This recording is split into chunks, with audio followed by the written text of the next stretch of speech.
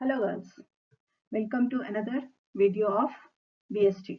I'm your Uma ma'am. Today we will start with a new chapter, organizing. जिसे हिंदी में हम संगठन कहते हैं. Organizing is an important function of management to enable people to work people efficiently. The organization process consists of creating an organization structure and organizing the factors of production to produce goods and services. जब किसी भी संगठन का meaning क्या है कि जब दो या दो से अधिक लोग एक काम को करते हैं तो उसमें उनको काम को बांटना होता है और इस काम के बांटने के तरीके को ही संगठन कहते हैं. एक व्यक्ति दो व्यक्ति हो सकते हैं, उससे ज्यादा भी हो सकते हैं. काम को जो बांटने की आवश्यकता है इसी का नाम है संगठन. Now we will come for the definition. The term organizing is used in two terms. Firstly, as a function of management, and secondly, it is used as organization structure. So, organizing means a group of persons working together to achieve the desired objectives. ये दो terms में है. The term organizing is used in two terms. पहला है function of management, मतलब पूरे management को अच्छे से काम करवाना. दूसरा है organization structure, और उसका पूरा स्ट्रक्चर भी उसमें मिला हुआ रहता है. तो अब हमको ये देखना है कि इससे इससे हमें ये समझ में आता है कि जब ग्रुप ऑफ पर्सन्स मिल करके किसी ऑब्जेक्टिव को प्राप्त करने के लिए, किसी उद्देश्य को प्राप्त करने के लिए मिल करके जब काम करते हैं, उस काम को हम ऑर्गेनाइजिंग कहते हैं. इसे बहुत सारे लोगों ने अलग अलग तरह से डिफाइन किया है, जिनमें से कुछ हम यहाँ देख रहे हैं. Organizing is defined in many ways. A few are as follows. सबसे पहला हम देखते हैं नोच एंड डोनेल का. According to Noch and Donnell, organization is a structural relationship by which an enterprise is bound together and the framework in which individual effort is coordinated.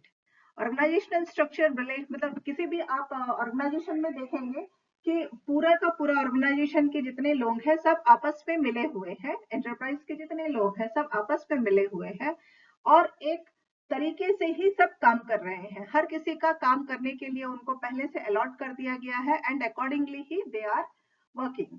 So they are bound together. सब एक साथ में जुड़े हुए हैं. किसके लिए जुड़े हैं? ना काम करने के लिए. एंड सब एक दूसरे की मदद से ही काम कर रहे हैं. This is what the definition is by Noch and Donald.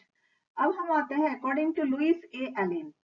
इनका कहना है organization is a process of identifying and grouping the work to be performed, defining and delegating the responsibility and authority, and establishing the relationship for the purpose of enabling the people to work most effectively together in accomplishing the objectives. इनका कहना है कि ऐसे group of work को ढूंढ के निकालना, grouping of work, काम को कैसे हम अलग अलग एक्टिविटी में डिवाइड कर सके, इसको ढूंढ के निकालते हैं एंड उसको एक रिस्पॉन्सिबल अथॉरिटी के अंडर में काम करवाते हैं, जिससे रिलेशन बना करके, ताकि उनका जो ऑर्गेनाइजेशन का उद्देश्य है उसको पूरा करने के लिए जितने लोग मिल करके काम कर रहे हैं और काम को कैसे कैसे बांटा गया है, उस बांटने की पद्धति को ही हम ऑर्गेनाइजिंग कहते हैं. And now according to mister Freeland, Freeland के अनुसार क्या है? An identifiable group of people contributing their efforts towards the attainment of goals is called organization. By analyzing many decisions, we find that organizing is a process of determining and grouping various activities of an enterprise and defining and assigning authority and responsibility to the manager to get the work accomplished. इनका भी कहना कुछ वैसे ही है कि group of people हम लोग पहले उनको देख रहे हैं जो आपस में कामों को बांट करके एक गोल को अचीव करने के लिए, एक ही उद्देश्य के लिए किसी ऑर्गेनाइजेशन में काम कर रहे हैं. इनमें पहले इनका देखा जाता है कौन किस तरह से एबल्ड है, किसको किस तरह का काम दिया गया है, एंड एंटरप्राइज में जो मैनेजर्स होंगे वो उनको पूरी जिम्मेदारी दी जाती है कि काम को किस तरह से पूरा करना है. इन सभी से हमें निष्कर्ष क्या मिलता है? सभी का कहना यही है कि सारी परिभाषाओं को देखते हुए हम यही समझते हैं कि दो तरह से उपक्रम तथा द्वारा निर्धारित लक्ष्यों को उद्देश्य की प्राप्ति के लिए संगठन एवं एक और तो विभिन्न कार्यों एवं क्रियाओं में समन्वय स्थापित करने की प्रक्रिया है। तो एक ऑर्गेनाइजेशन में एक ही उद्देश्य के लिए काफी सारे लोग मिलकर के अलग अलग कामों को एक साथ करते हुए और उसमें आपस में तालमेल बैठा करके जो काम करते हैं एंड दूसरी ओर कार्यरत व्यक्तियों के बीच मधुर समन्वय स्थापित भी करते हैं। आपस में उनका रिलेशन भी बहुत अच्छा होता है। This is what the total meaning of organizing defined. And now we will come for the features. The main features of organizing are as follows. Group of individuals. When a group of people combine their efforts for a common purpose and willing to contribute towards their common endeavor, then organizing comes into existence. Group of people मिल करके किसी एक उद्देश्य के लिए कुछ purpose के लिए अपने इच्छा से मिल करके काम करना चाहते हैं, देन ऑर्गेनाइजिंग शुरू होता है। Common purpose, the common goal of purpose of an enterprise brings the organizing into existence. हर किसी का उद्देश्य एक ही होता है। जब उस ग्रुप में जितने लोग हैं उनका उद्देश्य एक ही होता है, तब ऑर्गेनाइजिंग शुरू होता है। ये सारे इसके फीचर्स है। Chain, next third point is chain of command. The relationship between the superior and subordinate is based on authority which flows from the higher level to lower level management, thereby forming hierarchical chain. This is known as chain of command. Organization में क्या रहता है कि जितने भी orders, authorities जो भी है वो हायर लेवल से नीचे तक आते हैं, ऊपर से नीचे तक सरपास होते हैं, इसलिए इसे हम एक हिरार्चिकल चेन भी कहते हैं। एंड चेन ऑफ कमांड मतलब ऊपर टॉप मैनेजमेंट से लेकर के middle level management, middle level management से फिर लोअर लेवल मैनेजमेंट, इस तरह से आइडियाज जो है वो पास ऑन होते हैं। तो इसे एक हिरार्चिकल चेन बनता है, जिसे we can even say chain of command. Next आते हैं vertical and horizontal relationship. Organizing creates cooperation of relationships between department and divisions as well as between subordinates and superiors. यहाँ पे जब ऑर्गेनाइजेशन में जब कोई काम कर रहा है वो हर तरह से नीचे से ऊपर की तरफ, ऊपर से नीचे की तरफ सबके साथ में रिलेशन होता है। एक डिपार्टमेंट का दूसरे डिपार्टमेंट के लोगों के साथ, उसी तरह एक सबऑर्डिनेट्स का अपने सुपीरियर्स के साथ, सबके साथ में एक खूबसूरत सा रिलेशन भी बनता है। Next it comes to division of work. Organizing divides the total work into various activities and functions and assigns the tasks to persons according to their skill, ability and experience. Organization जितने भी उसमें काम है, सारे काम को अलग अलग एक्टिविटीज में डिवाइड करते हैं एंड उन फंक्शंस को अकॉर्डिंग टू कौन सा इंसान किस में एक्सपीरियंस्ड है, किस में उसकी एबिलिटी है, कितना उसका स्किल है, अकॉर्डिंगली काम को डिस्ट्रीब्यूट कर दिया जाता है। Then comes dynamics of organization. Besides the structural relationship, there exists an organizing interaction based on statements, sentiments, attitudes of individuals or groups which are subject to change from time to time. इसमें एक और structural relationship तो बन गया कि एक boss है, एक जूनियर है, एक मिड हायर लेवल मैनेजमेंट में है, एक लोअर लेवल मैनेजमेंट में है, एक ये स्ट्रक्चरल रिलेशनशिप बन गया। इसके साथ साथ एक सेंटिमेंट्स और एटीट्यूड्स का भी रिलेशन बनता है, जो कभी इंसान होने की वजह से इंसान के इमोशंस हमेशा बदलते रहते हैं। अकॉर्डिंगली टाइम के अनुसार ये बदलते हुए, मिलते जुड़ते हुए एक इमोशनल सेंटिमेंटल रिलेशनशिप भी बनता है। Next comes plurality of persons. Organization is a group of many persons who assemble to fulfill a common purpose.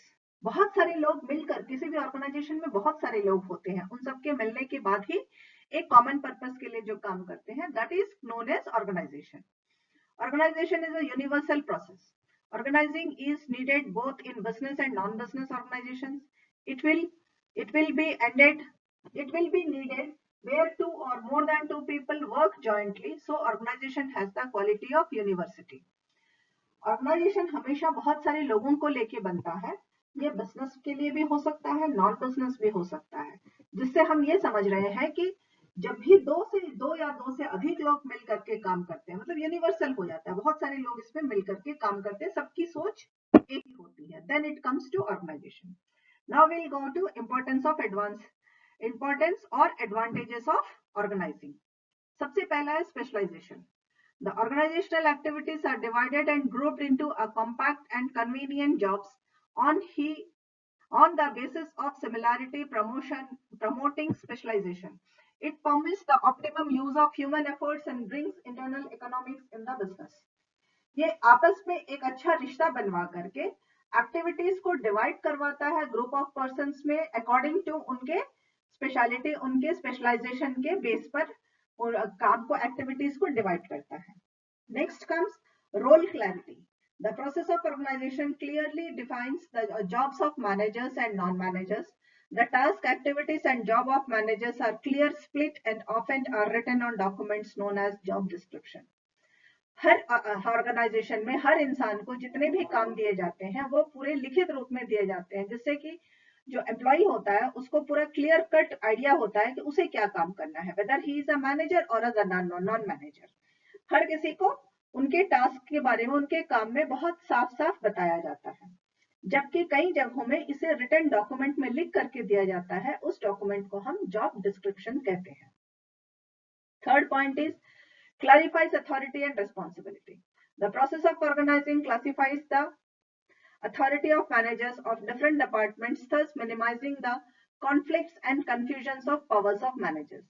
Her department में डिपार्टमेंट अलग अलग कर दिए गए हैं, मैनेजर्स को अलग अलग कर दिया गया, उनकी जिम्मेदारियों को बांट दिया जाता है, जिसकी वजह से मैनेजर्स के बीच में कोई कॉन्फ्लिक्ट नहीं होते हैं, कोई कंफ्यूजन नहीं होता है।